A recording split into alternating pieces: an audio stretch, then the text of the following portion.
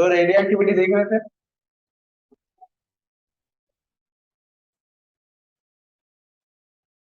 क्या देखा था? रेडियो एक्टिविटी क्या होती है? बात मत करो।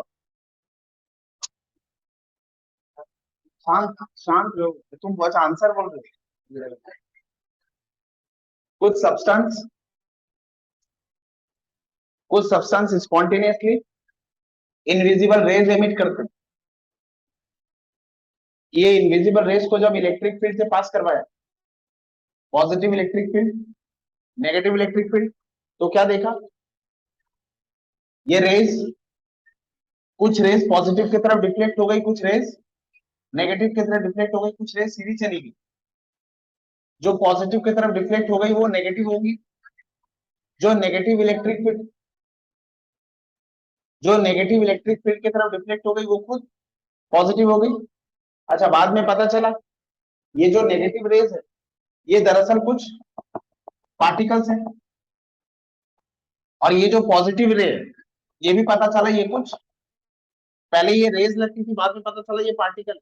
और ये जो रे थी जिसका कोई चार्ज नहीं था, ये कोई पार्टिकल नहीं था, ये रे थी, इसका नाम गामा रे दे दिया।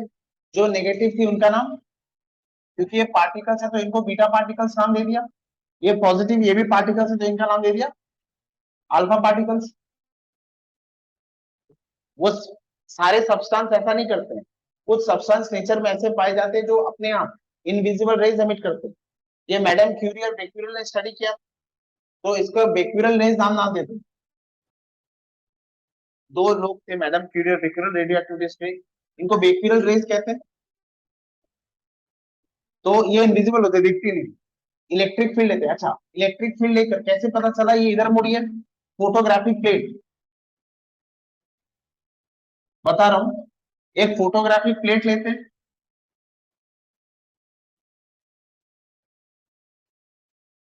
एक फोटोग्राफिक प्लेट लेते हैं। फोटोग्राफिक प्लेट में इसमें सिल्वर क्लोराइड इसमें सिल्वर क्लोराइड की कोटिंग ले लेते हैं, या सिल्वर सल्फाइड की कोटिंग ले लेते हैं। सिल्वर क्लोराइड या सिल्वर सल्फाइड की कोटिंग ले लेते हैं। अब क्या करते हैं, ये एक सब्सटेंस है, इस सब्सटेंस में से अपने आप, मतलब स्पॉन्टेनियसली, नेचर में कुछ सब्सटेंस पाए जाते हैं जिसमें से अपने आप स्पॉन्टेनियसली इनविजिबल रेज निकलती है। वो invisible rays positive electric field की तरफ मुड़ती है। इस बात का प्रूफ कैसे पता चला? यहाँ एक फोटोग्राफी प्लेट दे देते हैं, इसको पीपी लिख रहा हूं मैं, इसमें सिल्वर क्लोराइड या सिल्वर सल्फाइड रहता है। अच्छा, ये प्लेट इस तरफ इलेक्ट्रिक फील्ड का पॉजिटिव है, ये प्लेट इस नीचे की तरफ इलेक्ट्रिक फील्ड का नेगेटिव है। तो ये प्लेट में क्या होता है, एक रीजन आता है, इस वाले रीजन में पॉजिटिव प्लेट है, इस वाले रीजन में इधर मैंने नेगेटिव प्लेट लगाया है। तो जैसे ही बीटा पार्टिकल्स, जिसको नेगेटिव पार्टिकल्स थे जिसको बीटा पार्टिकल नाम दिया था, वो जैसे ही मुड़ेंगे यहाँ कुछ सिल्वर क्लोराइड या सिल्वर सल्फाइड होगा जो टूट जाएगा। ये पूरा सिल्वर क्लोराइड या सिल्वर सल्फाइड है। ये पार्टिकल्स बहुत ज्यादा एनर्जी रखते हैं, ये जाके इसमें स्ट्राइक करेंगे, और जहां स्ट्राइक करेंगे वहां सिल्वर क्लोराइड या सिल्वर सल्फाइड टूट जाएगा। तो यहाँ जैसे टूट जाएंगे यहाँ हमें कलर चेंज ऑब्जर्व होगा। वैसे यहाँ पर जो रेज आके स्ट्राइक करेंगी, ये भी पार्टिकल्स है, इसके पास एनर्जी है, ये यहाँ के स्ट्राइक करेगी, यहाँ जो सिल्वर क्लोराइड या सल्फाइड होगा वो भी टूट जाएगा, यहाँ कलर चेंज ऑब्जर्व होगा। और ये जो बीटा है, अल्फा बीटा, और ये जो गामा है, ये बीच में जाके टकराएगी, यहाँ भी कुछ कलर चेंज ऑब्जर्व होगा। तो हमें पता चला पॉजिटिव की तरफ कुछ गई है, नेगेटिव की तरफ कुछ गई है, और स्ट्रेट कुछ गई है। इसका बीटा नाम दे दिया, इसका अल्फा और इसका गामा। अच्छा, इस पूरे प्रोसेस को वर्ड्स में लिखते हैं, और वही क्या है, रेडियो एक्टिविटी। रेडियो एक्टिविटी क्या होता है? Spontaneous spontaneously emission spontaneous emission of alpha or beta and. जब अल्फा निकलता है, जिस पल अल्फा निकलता है उस पल, जिस वक्त अल्फा निकलेगा उस वक्त बीटा नहीं निकलेगा, जिस वक्त बीटा निकलेगा उस वक्त एट अ टाइम या तो अल्फा पार्टिकल निकलता है या तो बीटा पार्टिकल। अच्छा, अल्फा निकलता है, उसके बाद बीटा निकल सकता है। अल्फा निकलेगा, अगर अल्फा निकलने के बाद किसी न्यूक्लियस में से हाँ, ये स्पॉन्टेनियस एमिशन कहाँ से होता है? ये स्पॉन्टेनियस एमिशन कहाँ से होता है? एक एटम में, एक एटम में दो पार्ट होता है, एक पार्ट को न्यूक्लियस कहते हैं, और उसके बाद जो शेल्स होते हैं, इसको क्या नाम दिया था? इसको कहते हैं एक्स्ट्रा, एक्स्ट्रा न्यूक्लियर पार्ट। ये जो सब्सटेंस है, ये जो अल्फा बीटा गामा एमिट कर रहा है, ये कहां से एमिट कर रहा है? ये न्यूक्लियस से एमिट करता है। एक्स्ट्रा न्यूक्लियर पार्ट का इसमें कोई लेना देना? एक्स्ट्रा न्यूक्लियर पार्ट का इसमें कोई लेना देना नहीं होता है। तो इस पूरे प्रोसेस को हम क्या कहते हैं? न्यूक्लियर रिएक्शन नहीं कहते, फेनोमेनन, न्यूक्लियस से होने वाला फेनोमेनन है, तो इसको न्यूक्लियर फेनोमेनन कहते हैं। इलेक्ट्रॉन्स का इनमें कोई पार्टिसिपेशन नहीं होता, नहीं वैसे होता है पर नहीं होता है।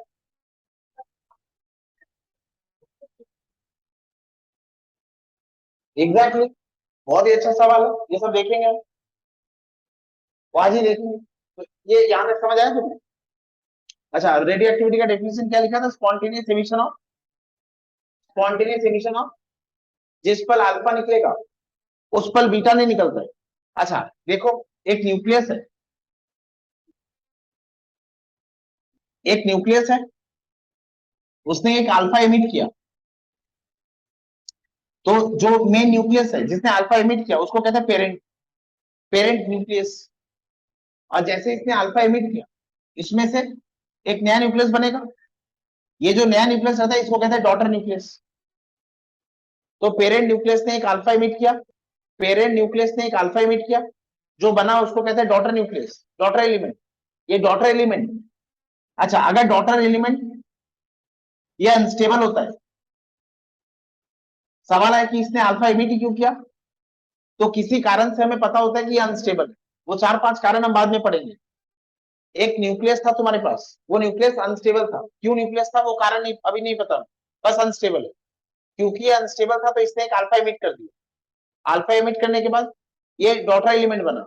अब ये डॉटर एलिमेंट स्टेबल भी हो सकता है, नहीं भी हो सकता। अच्छा, अगर ये स्टेबल नहीं है तो हो सकता है ये फिर एक, हो सकता है ये फिर एक अल्फा एमिट करे। अच्छा, ये जो अल्फा एमिट किया तो इसको मान लेते हैं डॉटर वन, और इसको मान लेते हैं डॉटर, इसको मान लेते हैं डॉटर टू। फिर इसने, फिर इसने एक बीटा एमिट किया, इसने बीटा एमिट किया, फिर एक डॉटर एलिमेंट बना, वो डॉटर एलिमेंट थ्री है। अच्छा, कभी कभी क्या होता है, जैसे ये डॉटर एलिमेंट थ्री बना, तो अब इसके पास थोड़ी सी एनर्जी ज्यादा होती है, तो इसको हम डॉटर स्टार दे देते हैं। कभी कभी ऐसा होता है कि इसके पास थोड़ी एनर्जी ज्यादा बच जाती है, तो ये जो एक्स्ट्रा एनर्जी है, ये एक्स्ट्रा एनर्जी की वजह से अनस्टेबल है। अब ये ना तो अल्फा एमिट करेगा ना तो बीटा एमिट करेगा। अब इसके पास जो एक्स्ट्रा एनर्जी है, वो एक्स्ट्रा एनर्जी एमिट करेगा ये इन फॉर्म ऑफ गामा। अब ये क्या बन गया? D3। अब इसने अल्फा और बीटा एमिट नहीं किया, इसने सिर्फ एनर्जी एमिट की। अच्छा, जैसे अल्फा और बीटा एमिट करेगा, वो न्यूक्लियस चेंज होगा, मतलब एलिमेंट चेंज होगा। जैसे अल्फा और बीटा एमिट होगा, जैसे अल्फा या बीटा एमिट होगा, न्यूक्लियस चेंज होगा तो एलिमेंट चेंज होगा। लेकिन जब गामा एमिट होगा तो एलिमेंट चेंज, एलिमेंट वही रहेगा, बस उसके पास थोड़ी एक्स्ट्रा एनर्जी थी, उसने वो एक्स्ट्रा एनर्जी एमिट कर दी, उस एक्स्ट्रा एनर्जी को हम गामा कहते हैं। मतलब यहाँ में दो तीन बात समझ, जब जब अल्फा या बीटा एमिट होगा तब बीटा, वो सब देखेंगे। बस अभी तो ये बता रहा हूँ मैं तुम्हें, जब जब अल्फा या बीटा एमिट होगा तो नए एलिमेंट्स बनेंगे।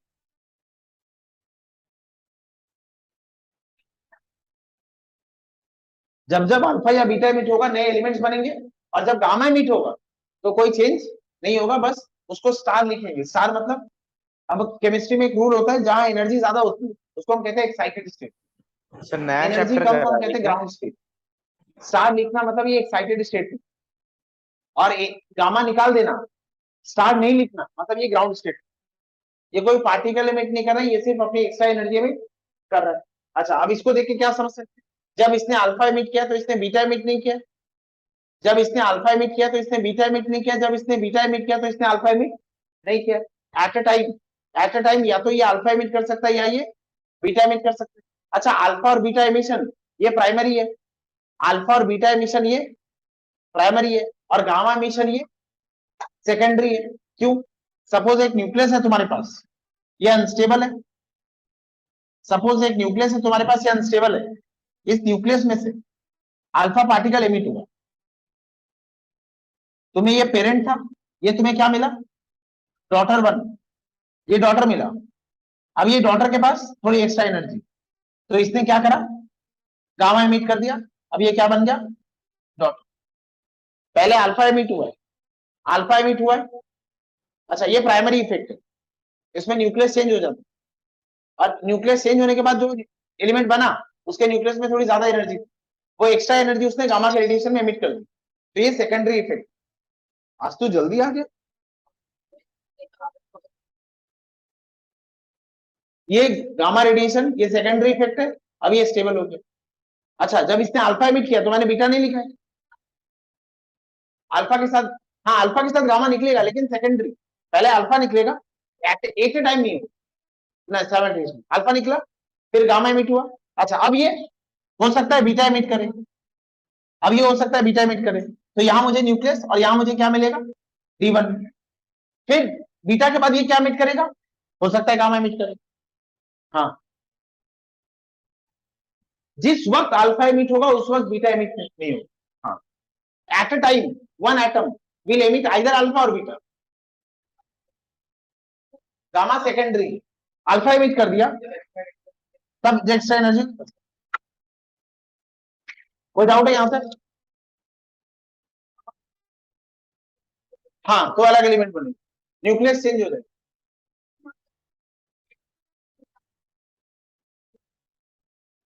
कार्बन 14 6 जब बीटा एमिट करता है तो वो नाइट्रोजन 14 7 बन जाता है, कार्बन नाइट्रोजन बन जाता है, एलिमेंट चेंज हो जाए, वो भी देखेंगे। हाँ, बीटा एमिट करेगा।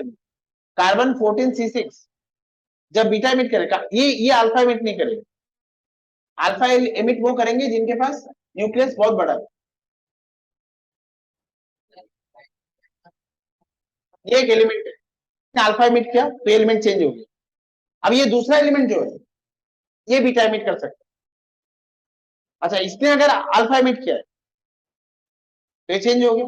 इसने अगर बीटा एमिट किया होता तो वो भी फिर चेंज हो जाता, और वो जो चेंज हुआ हुआ एलिमेंट था वो अल्फा एमिट करता। अल्फा बीटा गामा सब आज कैलकुलेशन भी करेंगे, समझ। यहाँ तो कोई डाउट नहीं है ना? गामा के बाद गामा नहीं, गामा जो एमिट होगी वो हो गई, फिर गामा के बाद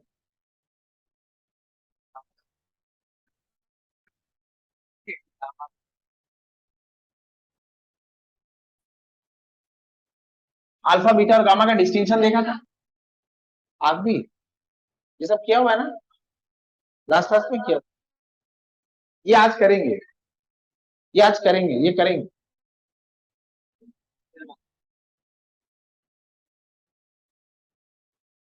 देखो जरा। हाँ, alpha beta,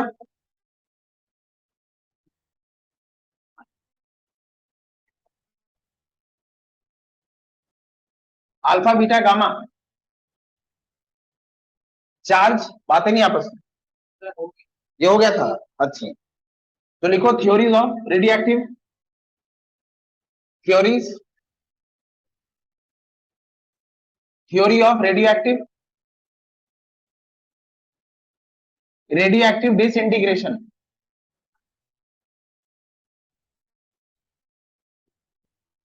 theory of radioactive disintegration.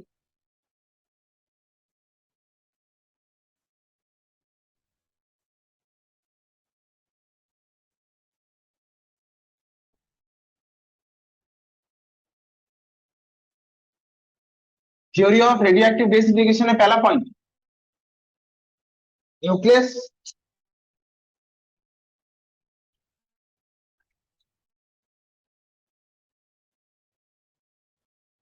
Nucleus क्या होता है? Unstable, unstable nucleus. ऐसे लिख लो, कुछ एटम्स क्या होते हैं? कुछ एटम्स अनस्टेबल होते हैं और वो रेडियो एक्टिव डिसइंटीग्रेशन करते हैं और क्या बन जाते हैं? स्टेबल। कुछ एटम्स अनस्टेबल होते हैं वो रेडियो एक्टिव डिसइंटीग्रेशन करते हैं। क्यों? ताकि वो स्टेबल हो सके। अच्छा, अनस्टेबल से स्टेबल होने की जर्नी रेडियो एक्टिव डिसइंटीग्रेशन से होकर गुजरती है। रेडियो एक्टिव डिसइंटीग्रेशन में क्या क्या होता है? Second point, in radio active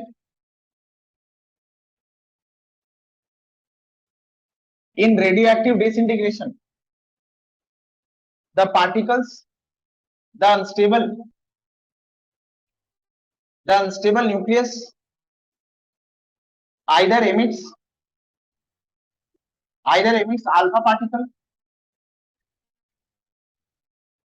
alpha particle or beta particle. In radioactive disintegration, the unstable nucleus either emits alpha particle or beta particle and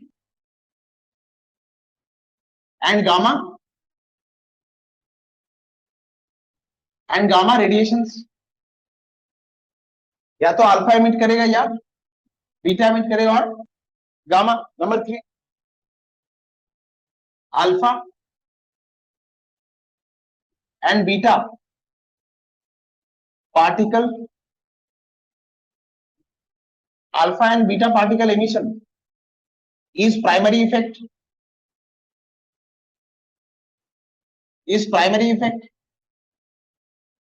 and gamma radiation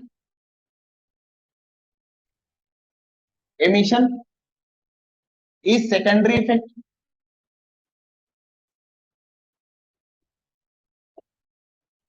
Number 4, one atom undergo one radioactive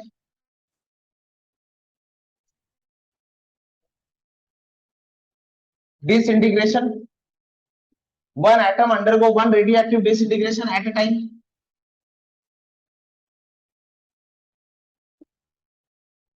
Either alpha or beta at a time.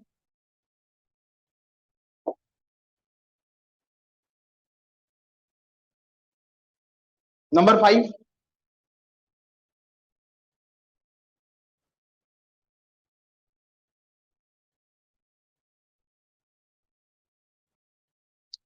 the radioactive disintegration of unstable ना आला disintegration मतलब होता है disintegration, radioactive disintegration of unstable nucleus continues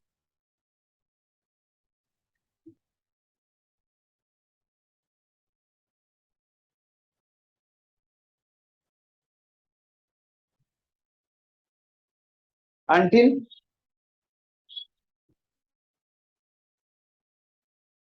a stable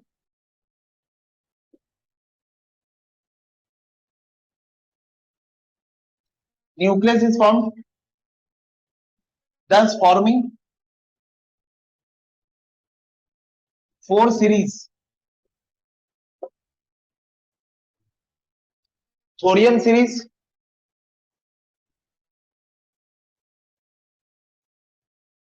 neptunium series,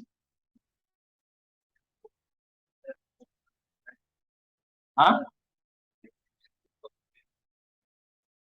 बता, thorium series, Neptunian series, uranium series क्या हुआ?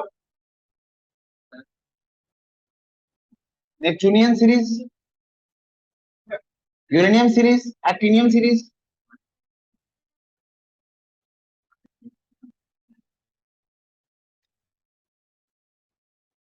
ऐसे 4 series बनती।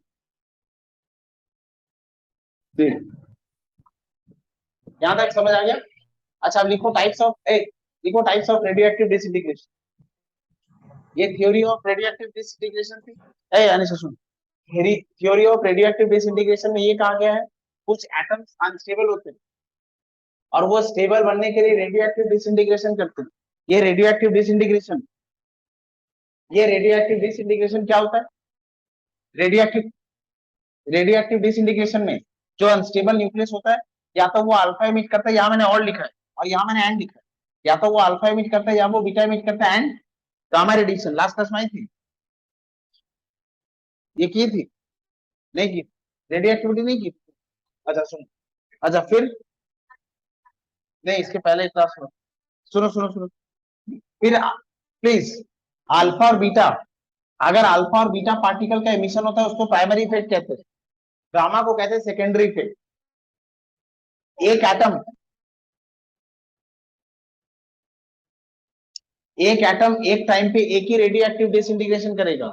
जब वो अल्फा करेगा तब वो बीटा नहीं करेगा, जब वो बीटा करेगा तो वो अल्फा नहीं करेगा। अच्छा, और रेडियो एक्टिव डिसइंटीग्रेशन होते समय चार सीरीज बन जाती है, थोरियम, नेपच्यूनियम, यूरेनियम और एक्टिनियम। ये कुछ पॉइंट्स लिखा है मैंने। अब लिखो types of radioactive disintegration.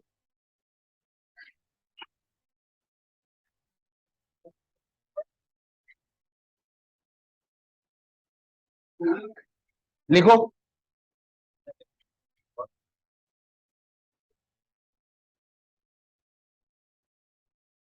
बातें नहीं आपस में, बातें नहीं।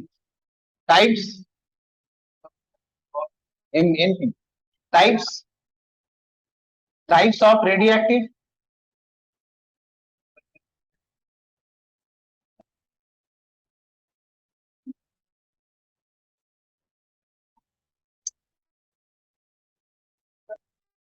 कितने कितने टाइप के रेडियो एक्टिव डिसइंटीग्रेशन बताए? चार कहाँ बताए? पांच कहाँ बताए? अरे वो थ्योरी के पॉइंट्स। अच्छा, पहला पॉइंट, अल्फा, अल्फा एमिशन।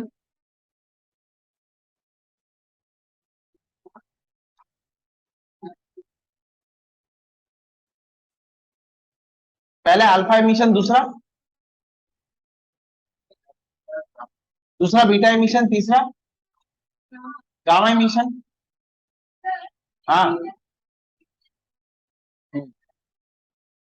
अच्छा पहले होता है अल्फा एमिशन, फिर बीटा एमिशन, फिर गामा एमिशन, कुछ और एमिशन, ये सबसे ज्यादा होते हैं। रेयरली वेयरली कुछ और एमिशंस भी होते हैं, उनको कहते हैं पॉजिट्रॉन एमिशन। पॉजिट्रॉन एमिशन, और एक, और एक एमिशन होता है उसको कहते हैं के इलेक्ट्रॉन कैप्चर।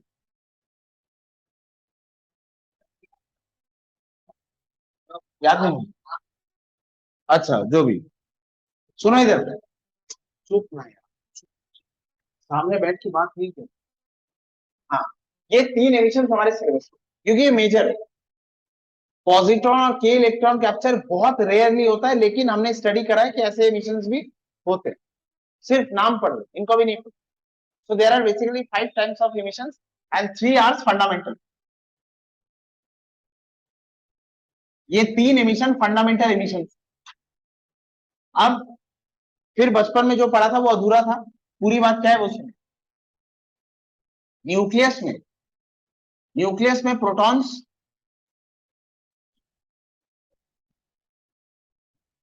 न्यूट्रॉन्स में, न्यूक्लियस में प्रोटॉन्स होते हैं और बहुत सारे न्यूट्रॉन्स।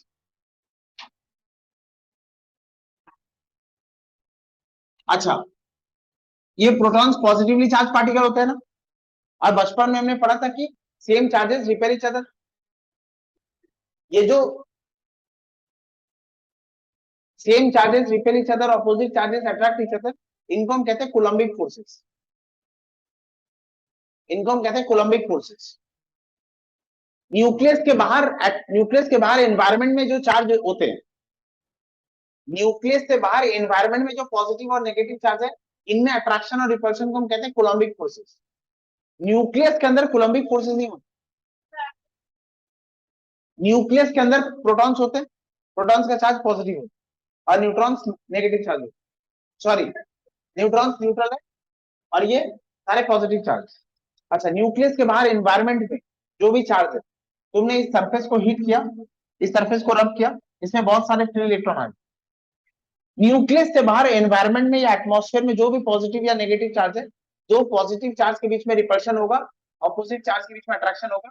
न्यूक्लियस से बाहर ये जो अट्रैक्शन और रिपल्शन है, इसको ये फोर्स को हम कहते हैं कूलम्बिक फोर्सेस। Coulombic forces. ये न्यूक्लियस से बाहर जो होते हैं, न्यूक्लियस के अंदर भी चार्ज है, न्यूक्लियस के अंदर भी चार्ज है, न्यूक्लियस के अंदर जो चार्ज है उसको हम कहते हैं न्यूक्लियर फोर्सेस, वो कोलम्बिक फोर्सेस नहीं। और न्यूक्लियर फोर्सेस का मैग्नीट्यूड कोलम्बिक फोर्सेस से कई गुना ज्यादा, 1500-1600 गुना ज्यादा। तो इनको हम कहते हैं, इनके अंदर जो फोर्स काम करता है वो कोलम्बिक नहीं है, इनके अंदर जो फोर्स काम करता है हम उसको कहते हैं न्यूक्लियर फोर्सेस। अब ये न्यूक्लियर फोर्स कैसे डेवलप होता है, अगर मैं बेसिक अंडरस्टैंडिंग में भी सोच रहा हूं, तो बहुत सारे पॉजिटिव चार्ज पार्टिकल है, ये सब आपस में रिपेल करने चाहिए, बहुत सारे पॉजिटिव चार्ज पार्टिकल ये सब आपस में रिपेल करने चाहिए, लेकिन हम जानते हैं न्यूक्लियस स्टेबल होता है। ऐसा नहीं होता है कि हमने एक लोहे की दीवार बना दी और 100 साल बाद वो लोहे की दीवार खत्म हो गई क्योंकि एटम्स टूट के अलग अलग हो गए, वो दीवार थी अब नहीं है, ऐसा नहीं होता, तो रहती है। मतलब न्यूक्लियस या एटम स्टेबल होते हैं, तो उनमें जो फोर्स काम करता है उनको न्यूक्लियर फोर्सेस कहते हैं। ये न्यूक्लियर फोर्स कैसे होते हैं?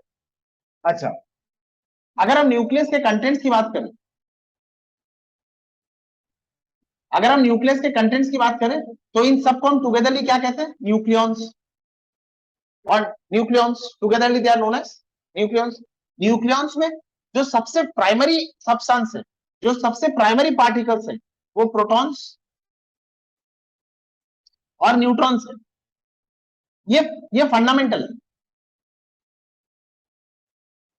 इसके बाद इनमें कुछ और भी पार्टिकल्स होते हैं, उनको कहते हैं हम न्यूट्रिनो, एंटी न्यूट्रिनो, मेसन। ये मेसन दो होता है, ये न्यू मेसन और पाई मेसन। ऐसे बहुत सारे पार्टिकल से मिलके न्यूक्लियस बना होता है। अच्छा, आप हाँ बोलो क्या होता है? अब ये, अच्छा सिर्फ इतने होते ये भी नहीं है, कुल 34 टाइप के पार्टिकल्स है, मैंने कुछ के नाम लिखे। हाँ, ये सब जापानीज लोग ने, ये कभी कोई आर्टिकल पढ़ लेना, अभी ये हमारा कंटेंट नहीं है। मैंने वो सारे पार्टिकल्स लिखे हैं जिससे मैं ये सबको एक्सप्लेन कर सकता हूँ।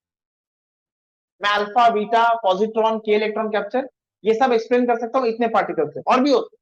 वो किसी और फेनोमेनन को एक्सप्लेन करने के लिए, कुछ और लॉजिक को एक्सप्लेन करने के लिए जरूरत पड़ती है, इतना पढ़ने के लिए हमें इतने से काम चल जाता है। तो ये सब मिलके होता है न्यूक्लियॉन्स। और इनमें फंडामेंटल क्या होता है? प्रोटॉन और न्यूट्रॉन। प्रोटॉन और न्यूट्रॉन में ज्यादा स्टेबल कौन होता है? प्रोटॉन और न्यूट्रॉन में ज्यादा स्टेबल कौन होता है? जो हमें लगता है वो अक्सर नहीं होता है। प्रोटॉन और न्यूट्रॉन में ज्यादा स्टेबल प्रोटॉन होता है, लेस स्टेबल न्यूट्रॉन होता है। अब अच्छा, न्यूट्रल होने से वो स्टेबल होगा, ऐसा तुझे क्यों लगा?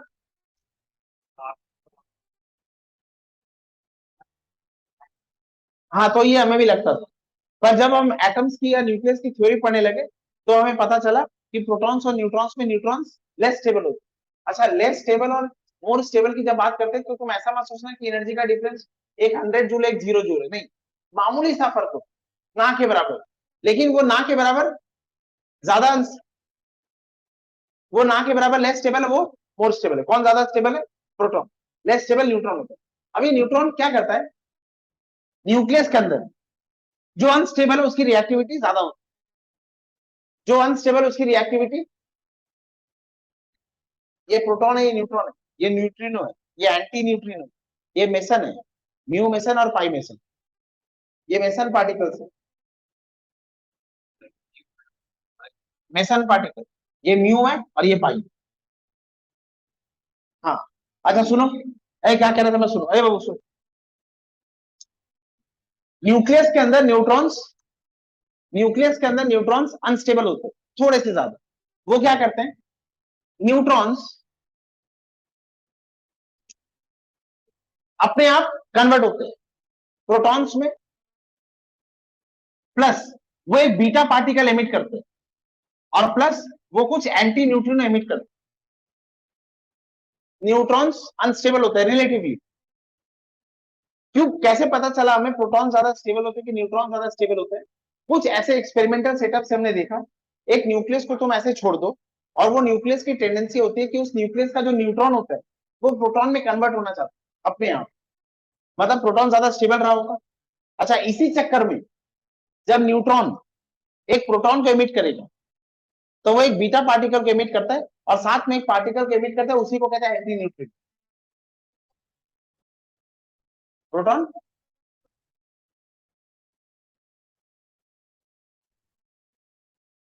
एग्जैक्टली। अब तो इधर सुनो, ये न्यूट्रल होता है, ये प्रोटॉन पॉजिटिव चार्ज होता है, इसको मैंने +1 नाम दे दिया, और बीटा पार्टिकल को हमने क्या माना, नेगेटिव, तो ये -1, नेट 0 रह गया। ये समझे? नहीं समझे? नहीं समझे? न्यूट्रॉन अनस्टेबल होता है, अपने आप टूट, और टूट के क्या देता है, याद कर लो, एक बीटा, एक प्रोटॉन और एंटी न्यूट्रॉन। अच्छा, ये कन्वर्शन चलता रहता है। तुम्हें पता है प्रोटॉन भी न्यूट्रॉन में कन्वर्ट हो सकता है। प्रोटॉन को न्यूट्रॉन में कन्वर्ट होने के लिए ये वाला पार्टिकल चाहिए, म्यू में से एक प्रोटॉन एक म्यू मेसन को लेता है और न्यूट्रॉन में कन्वर्ट हो जाता है। तो क्या हो रहा है, पूरे न्यूक्लियस के अंदर कंटिन्यूअसली प्रोटॉन न्यूट्रॉन में और न्यूट्रॉन प्रोटॉन में कन्वर्ट हो रहा है। इससे क्या होता है, इससे इसमें कुछ फोर्स डेवलप करते हैं। ये कंटिन्यूअस प्रोसेस चल रहा है, ये कंटिन्यूअस प्रोसेस चल रहा है, इससे इसमें कुछ फोर्स डेवलप करते हैं, और वो फोर्स कहलाता है न्यूक्लियर फोर्स। ये जो कंटिन्यूअस प्रोसेस चल रहा है, कोई भी प्रोसेस बिना फोर्स के होता है क्या? नहीं। अच्छा, दो तरह की बात कर सकते, मैंने फोर्स लगाया तो एक प्रोसेस हुआ, मैंने फोर्स लगाया तो एक प्रोसेस हुआ। उल्टा सोचो, एक प्रोसेस हो रहा है मतलब उसमें कुछ फोर्स एग्जिस्ट कर रहे हैं, बिना फोर्स के कोई प्रोसेस कैसे हो सकता है? ये प्रोसेस अपने आप होगा, ये नेचर ने डिजाइन किया। तो इस प्रोसेस की वजह से इसमें कुछ फोर्स डेवलप करते हैं, उन्हीं फोर्स को हमने नाम दिया है न्यूक्लियर फोर्सेस। और ये न्यूक्लियर फोर्सेस रिस्पॉन्सिबल होते हैं, न्यूक्लियस को इतना स्टेबल बना के रखते हैं, न्यूक्लियस को बांध के रखते हैं।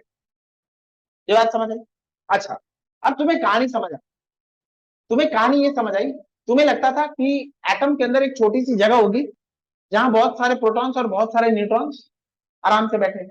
नहीं, वो आराम से नहीं बैठे, वो तो कंटिन्यूअसली न्यूक्लियस को स्टेबल रखने के लिए प्रोसेस कर रहे हैं। जब ये प्रोसेस जरूरत से ज्यादा होने लगते हैं या कोई बैलेंस लॉस हो जाता है, तो उसको फिर क्या चाहिए, स्टेबिलिटी। अच्छा, अब ये स्टेबिलिटी कैसे होगी, जो एक्स्ट्रा है उसको एमिट कर दो। इसलिए रेडियो एक्टिविटी एक न्यूक्लियस होने वाला फिर, मतलब न्यूक्लियस हमें बाहर से दिख रहा है शांत, लेकिन ये तो बहुत अशांत। अच्छा, जब तक ये बैलेंस ठीक रहता है वो कुछ एमिट नहीं करता है, जब ये बैलेंस बिगड़ जाता है वो एमिट करने लगता है अपने आप। ये भी तो अपने आप हो रहा था ना। अब आया समझ, spontaneous emission of alpha or beta and gamma from nucleus of N unstable nucleus, unstable clear हो गया? अच्छा, इतना लिख लो पहले, डायग्राम बना लो, सब लिख। हाँ, कन्वर्ट होता है, सारा नहीं होता है, मैंने तुम्हें क्या बताया, न्यूट्रॉन प्रोटॉन में कन्वर्ट होता है, और फिर जब जरूरत पड़ती है तो प्रोटॉन इस म्यू मेसन को लेता है और फिर न्यूट्रॉन में कन्वर्ट हो जाता है। ये अनंत काल के लिए निरंतर चलता हुआ, चलती हुई प्रक्रिया है। Changes in nucleus during alpha beta and gamma emission.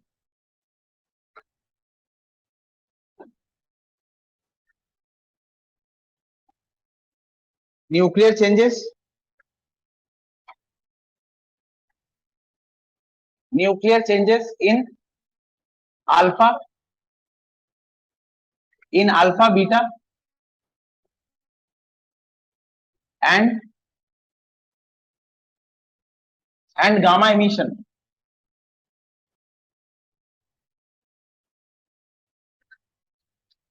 ये काफी इंटरेस्टिंग, बहुत ही ज्यादा।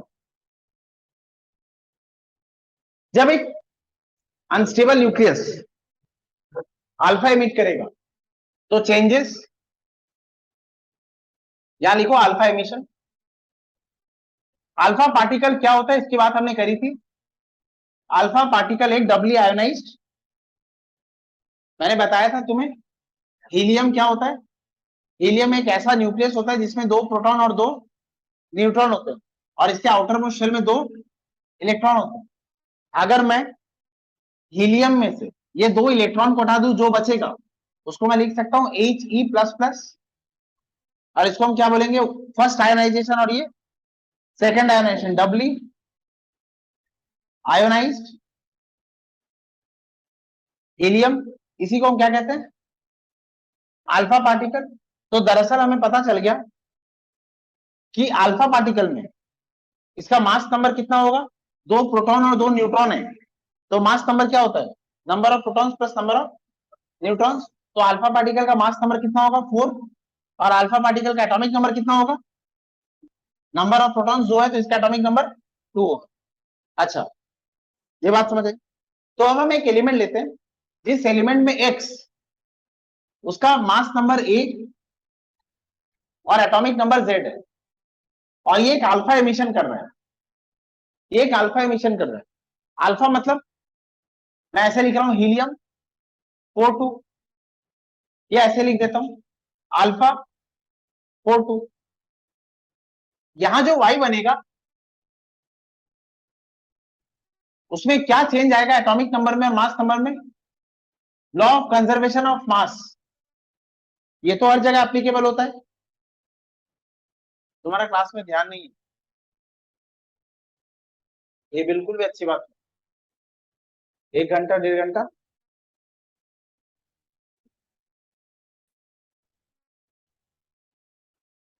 क्या बोल रहा था, लॉ ऑफ कंजर्वेशन ऑफ मास होगा, इसका कुछ एटॉमिक नंबर है कुछ मास नंबर, इसने एक अल्फा एमिट। अच्छा, मास नंबर और एटॉमिक नंबर कांस्टेंट रहेगा due to conservation of mass. अच्छा, ए यहां है 4, मैं इसको क्या लिखूंगा, A-4, A-4 + 4 क्या हो जाएगा, ए। तो वाई का मास नंबर कितना होगा, ए माइनस, नहीं समझी, मास कंजर्व रहेगा, मास नंबर कंजर्व रहेगा, ये ए है, यहां 4 कुछ निकलेगा, तो ये जो बचेगा इसमें कितना चेंज आएगा, A-4। क्यों, अगर तुम A-4 + 4 करोगे तो तुम्हें क्या मिलेगा, ए।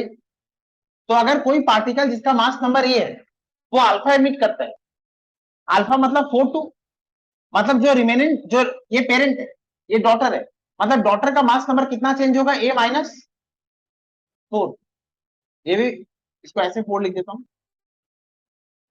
4 लग रहा है कि ये लग रहा है, 4 है, समझ लो। अच्छा, और एटॉमिक नंबर कितना चेंज होगा, यस, Z-। जब भी कोई पार्टिकल जब भी कोई element, parent element alpha particle emit करेगा, तो जो डॉटर एलिमेंट बनेगा उस डॉटर एलिमेंट का मास नंबर पेरेंट से 4 कम होगा, उस डॉटर एलिमेंट का एटॉमिक नंबर पेरेंट से 2 कम होगा, यही अल्फा है, ये हमेशा फिक्स्ड है। अरे ये अल्फा है, फिक्स की तू बात पूछी क्यों रहा, मैं कह रहा हूँ law of conservation of mass, alpha ये है, हमेशा यही अल्फा है। हाँ अल्फा ये यही अल्फा है, इनफैक्ट जब ये निकलेगा तब अल्फा निकला, मैंने बोलूंगा कुछ और निकला है तो वो कुछ और है, अल्फा नहीं, कोई डाउट है इसमें। जब अल्फा निकलेगा, पेरेंट और डॉटर में रिलेशन क्या होगा, पता है। अच्छा, एक एग्जांपल देखते हैं, थोरियम, क्या बोल, थोरियम 232 92। अच्छा, ये अगर अल्फा एमिट करता है तो जो बनेगा रेडियम वो क्या होगा, 228 90। 232 अल्फा 42, ये समझे, कोई डाउट है, नहीं समझे। एक एलिमेंट है, इसको पेरेंट एलिमेंट कहते हैं, ये अनस्टेबल है, ये अल्फा पार्टिकल एमिट करेगा, ये पेरेंट एलिमेंट अनस्टेबल है, ये अल्फा एमिट करेगा, ये जो बनाएगा वो क्या होगा, डॉटर एलिमेंट, इसने क्या एमिट किया, अल्फा। अल्फा मतलब जिसका मास नंबर 4 है और एटॉमिक नंबर 2 है, तो जो डॉटर बनेगा उसका मास नंबर कितना होगा, पेरेंट से 4 कम, जो डॉटर बनेगा उसका एटॉमिक नंबर कितना होगा, पेरेंट से 2 कम। क्यों, ये A-4 और यहाँ 4, मास कंजर्व रहेगा ना, एक्स्ट्रा नहीं होगा, कम नहीं होगा, ये समझ आया, ये समझे तुम लोग, समझ आया, कुछ भी नहीं समझ आया, मास नंबर एटॉमिक नंबर कितना चेंज होगा, तुमको एक एलिमेंट दे दिया जाएगा, बातें नहीं आपस में, तुमको एक एलिमेंट दे दिया जाएगा और क्वेश्चन में पूछा जाएगा कि वो एक मैं तुम्हें एक क्वेश्चन दे रहा हूँ, देखो इधर, सपोज ये एक एलिमेंट है और यहां मैं तुमको लिख रहा हूं वाई, और यहां मैं लिख रहा हूं अल्फा 4 2, और लेट दिस, ये सपोज 234 92, तो बोलो इसका एक्स का एटॉमिक नंबर और मास नंबर कितना होगा, ए कितना होगा और जेड कितना होगा, 238 और 94। अब समझे? अब तुमको इसको उल्टा क्वेश्चन दिया जाएगा, तुमको ये दे देगा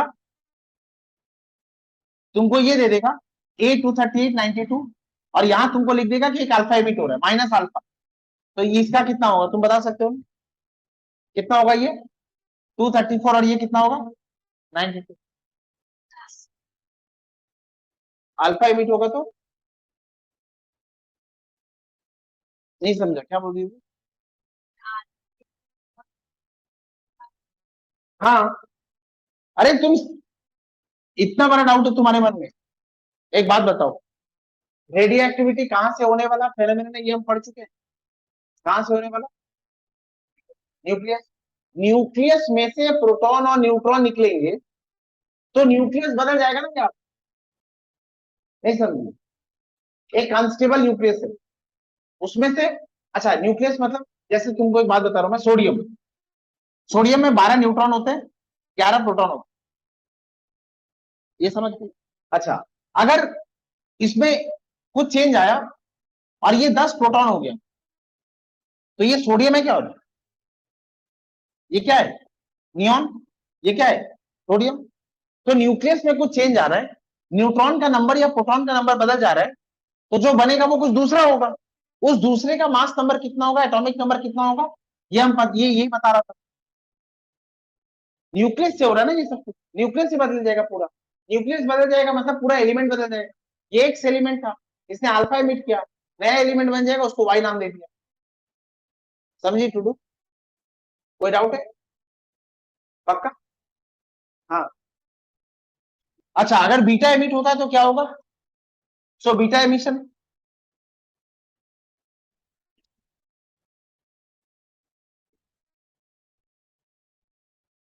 बीटा एमिशन, अगर एक्स ए और जेड है, अगर एक्स ए और जेड है और ये बीटा एमिट करता है, तो क्या बनेगा? वाई। अच्छा, बीटा को हमने क्या माना है? एक इलेक्ट्रॉन के माफिक माना है, तो बीटा ये क्या है? एक इलेक्ट्रॉन, मतलब इसका कोई मास नहीं है, लेकिन इसका चार्ज कितना है? -1। अच्छा, यहां 0 है, तो यहां क्या होगा? यस। अच्छा, यहां क्या होगा? Yes, Z+1, Z+1 -1 Z. समझे? अच्छा, तो वर्ड्स में क्या लिख सकते हैं? When any element emits one alpha particle, the daughter element form has mass number 4 less and atomic number 2 less than parent element. When an element emits an beta particle, the daughter element has mass number same but atomic number increases by 1. अब एक billion dollar question है, वो question ये है कि new ये radio activity कहां से होने वाली phenomenon? Nucleus, nucleus, yes, nucleus के अंदर तो इलेक्ट्रॉन कभी था ही नहीं। इनफैक्ट तुमने क्लास 6 7 में अगर गलती से बोल दिया कि electron are found in nucleus, तो या तो तुम्हें चमाटा लगाएगा या क्लास से get out of the class, या नील डाउन, या stand up on the bench, ऐसे बेइज्जती कराई गई थी तुम्हारी। अब बोल रहे हो कि न्यूक्लियस से इलेक्ट्रॉन निकला है, तो बचपन में तुमने अनजाने में सही बोला था? नहीं समझी? नहीं समझी? तुमने बचपन में बोल, हाँ तो ये कहां, अच्छा पहले वर्ड्स में लिखी, व्हेन, ये सस्पेंस रखो 2 मिनट। अच्छा, व्हेन एन अनस्टेबल, हाँ, क्या?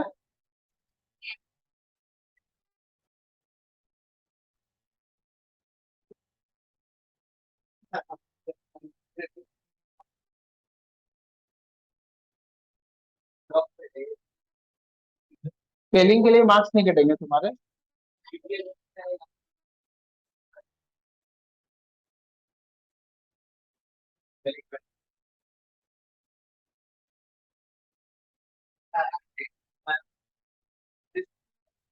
तो तुम जो कह रहे थे और तुम जो कह रहे थे वो दोनों बातें नहीं, देखो व्हेन, क्या बोला था मैं?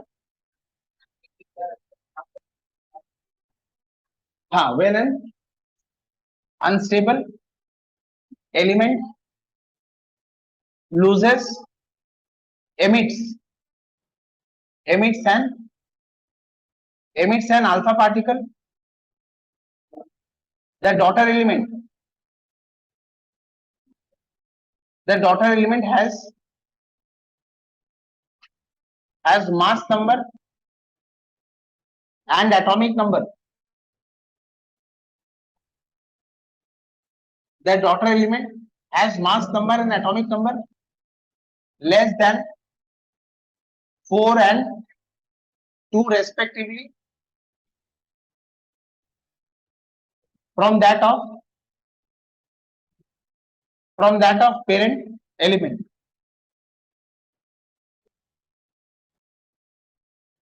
Beta emission when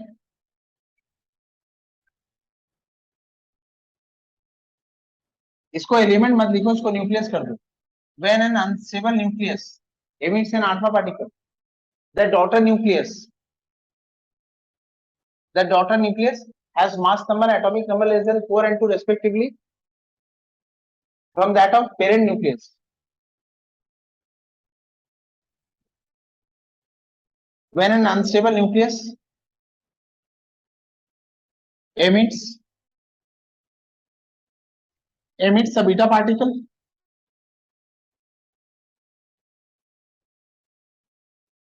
the daughter element क्या हुआ? नहीं, the daughter element has atomic number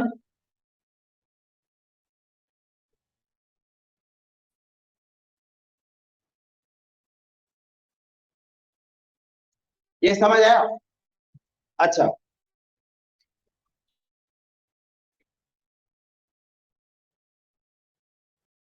हाँ, ऐसा कैसे होता है? एक बीटा पार्टिकल जो एक इलेक्ट्रॉन की तरह है, वो न्यूक्लियस से कैसे एमिट हो सकता है जब न्यूक्लियस में कोई नेगेटिवली चार्ज पार्टिकल है ही नहीं? तो इसको हमने कैसे एक्सप्लेन किया था? एक न्यूट्रॉन टूट जाता है किसमें? इधर देखो, एक न्यूट्रॉन टूट जाता है किसमें? एक प्रोटॉन में। एक न्यूट्रॉन टूट जाता है एक प्रोटॉन में, वो क्या एमिट करते हैं? एक बीटा पार्टिकल और प्लस कुछ एंटी न्यूट्रिनो। क्या चेंज हुआ है वो देखो। अच्छा, न्यूक्लियस में एक न्यूट्रॉन टूट गया, न्यूट्रॉन टूट के एक प्रोटॉन बना। देखो, मास नंबर, मास नंबर क्या होता है? मास नंबर क्या होता है? Number of neutron plus number of proton. एक न्यूट्रॉन टूट गया और टूट के वो किसमें चेंज हो गया? एक प्रोटॉन में।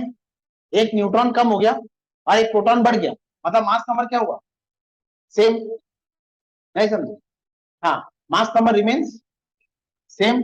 अच्छा, अब न्यूट्रॉन टूटा प्रोटॉन में और एक बीटा पार्टिकल में।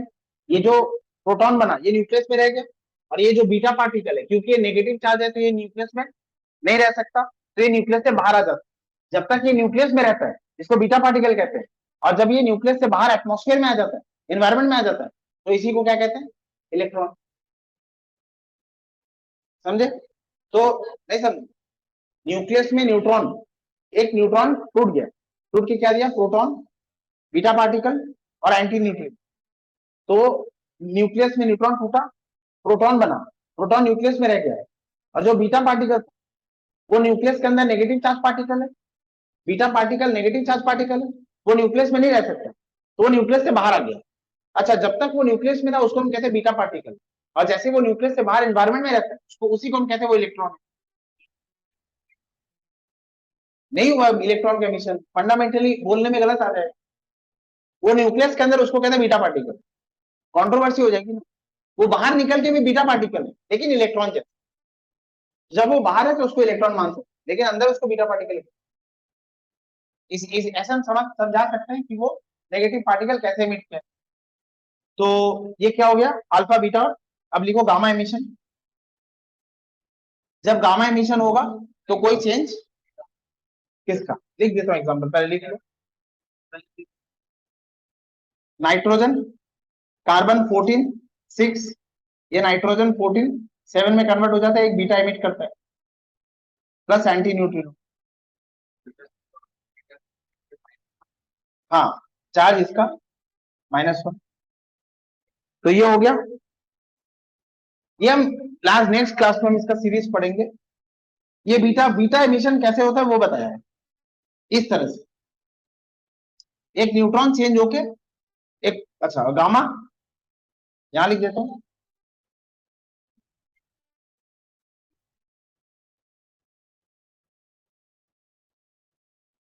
इसको हम ऐसे भी लिख सकते हैं ना, इसको हम ऐसे लिख सकते हैं ना, एक न्यूट्रॉन कम हुआ और एक प्रोटॉन बढ़ गया, ये समझे। इसको हम क्या लिख सकते हैं, एक न्यूट्रॉन कम हुआ और एक प्रोटॉन बढ़ गया। अच्छा, क्योंकि एक प्रोटॉन बढ़ गया तो Z+1, एक प्रोटॉन ज्यादा हो गया ना। न्यूक्लियस के अंदर पहले जितने प्रोटॉन थे, न्यूक्लियस के अंदर पहले जितने न्यूट्रॉन और प्रोटॉन थे, देखो न्यूक्लियस के अंदर पहले 1 2 3 4 5 न्यूट्रॉन और सपोज 5 प्रोटॉन थे। अब एक न्यूक्लियस, एक न्यूट्रॉन टूटा, एक न्यूट्रॉन टूटा। अच्छा, टोटल नंबर कितना है, 10 10 टोटल नंबर है। एक न्यूट्रॉन टूटा, क्या बना, proton plus beta particle plus anti neutron. अच्छा, न्यूट्रॉन एक चला गया, एक न्यूट्रॉन चला गया तो एक क्या बढ़ गया, प्रोटॉन। टोटल नंबर कितने, 1 2 3 4 5 6 7 8 9 10। अभी भी नंबर कितना है, 10। अच्छा, लेकिन अब प्रोटॉन नंबर कितने हो गए, पहले प्रोटॉन नंबर कितने थे, पहले 5 प्रोटॉन थे, अब कितने प्रोटॉन हो गए, 6। प्रोटॉन नंबर चेंज हो गया, मतलब एटॉमिक नंबर चेंज हो गया। एटॉमिक नंबर कितना चेंज हो गया, 1। तो मास नंबर सेम रहा और एटॉमिक नंबर कितना बढ़ गया, 1। ये बात समझ आ, कोई डाउट है, नहीं। अच्छा, जब बीटा पार्टिकल एमिट होता है तो क्या चेंज हुआ वो समझ आ गया। अब से बचा गामा। जब गामा एमिशन होता है तो इसमें कुछ करना नहीं होता है, एक्स है, एक्स को स्टार दे देते हैं, इसका एटॉमिक नंबर ए और mass mass number, atomic number A Z. ये क्या करेगा, ये एक्स ही रहेगा, ए जेड प्लस एनर्जी, बस स्टार को हटा देंगे। स्टार मतलब एक्साइटेड स्टेट और नो स्टार मतलब ग्राउंड स्टेट, स्टेबल स्टेट। हाँ, there is no change, there is no change in mass number and mass number and atomic number during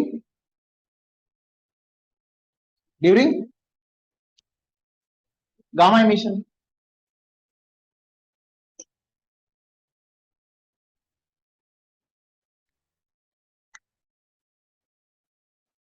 इतना पढ़ के आना, नेक्स्ट क्लास में इसे करनी पड़ेगी। अभी हमें ग्रुप डिस्प्लेसमेंट लॉ पढ़ना है और फिर ये सारी सीरीज पढ़ेगी। एक दिन में कैसे खत्म, एक दिन में भी खत्म हो जाएगा।